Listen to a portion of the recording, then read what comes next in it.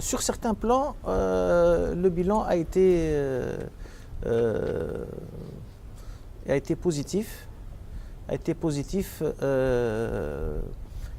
parce qu'il a permis quand même de lutter efficacement contre la pauvreté.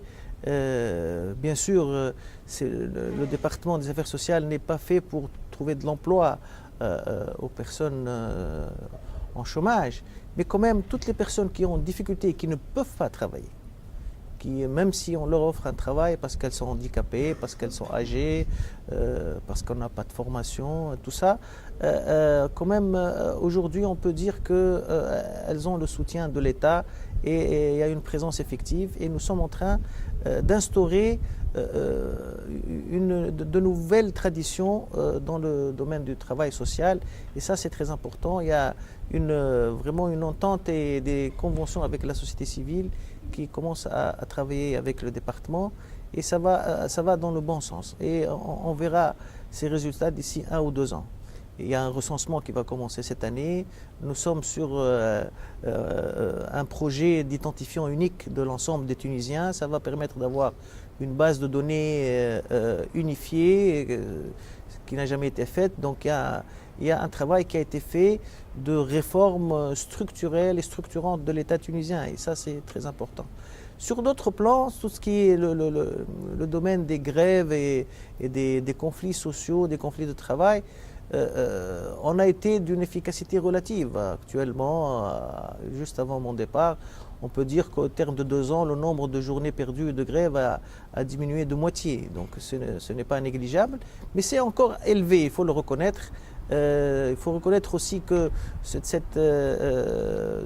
pacte social qui a été signé n'a pas pu voir démarrer son application en 2013 à cause de la crise politique. La crise politique a bloqué, notamment à partir de juillet et août, a bloqué toute consultation, toute discussion à propos de ce texte-là, notamment la mise en place du Conseil national du dialogue social.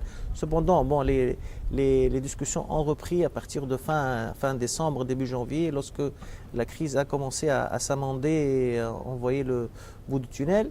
On aurait pu être plus rapide, mais je pense que les conditions objectives n'ont pas permis d'être plus efficaces que ça. Donc c'est vraiment l'un des regrets que j'ai, c'est de ne pas avoir terminé en 1 année la mise en place de ce conseil, parce qu'on avait prévu de le faire en 1 année et on n'a pas pu à cause de la crise politique.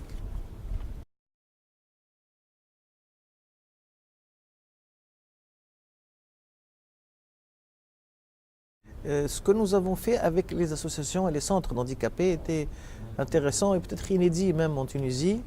Nous avons à peu près 300 centres de prise en charge d'handicapés et qui sont gérés dans la quasi-majorité par des associations, soit directement, soit avec soutien de l'État.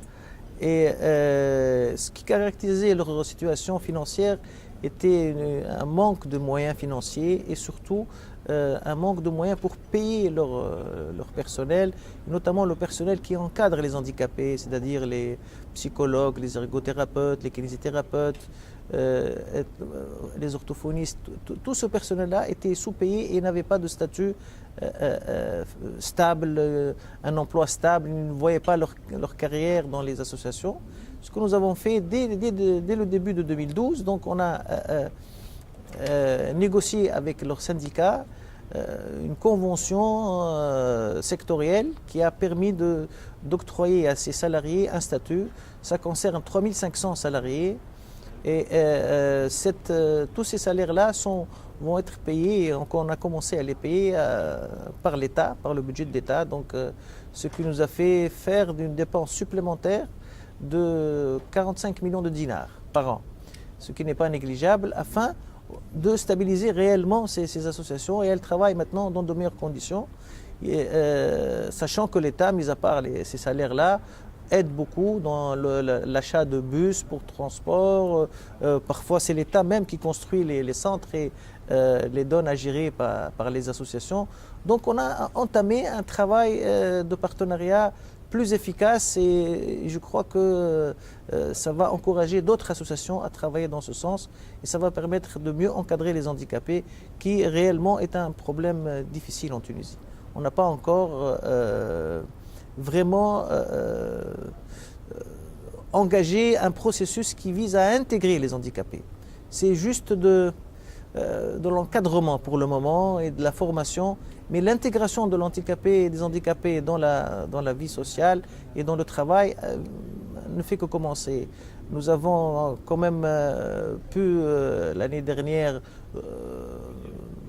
octroyer un quota pour le recrutement dans la fonction publique pour les handicapés. Ce n'est pas important, c'est 1% des postes.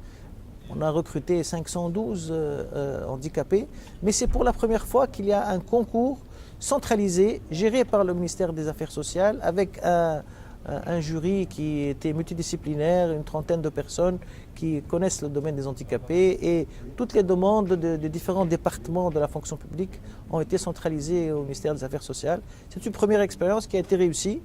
Nous avons reçu 8000 demandes de recrutement, nous n'avons pu recruter que 512.